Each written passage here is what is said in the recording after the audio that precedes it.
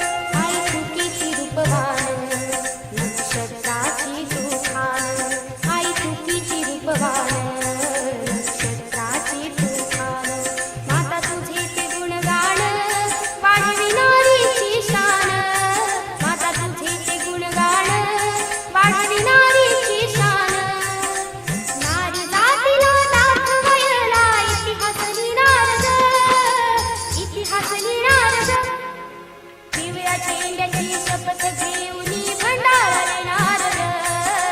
पिवळ्या चेंड्याची शपथ घेऊनी भंडारा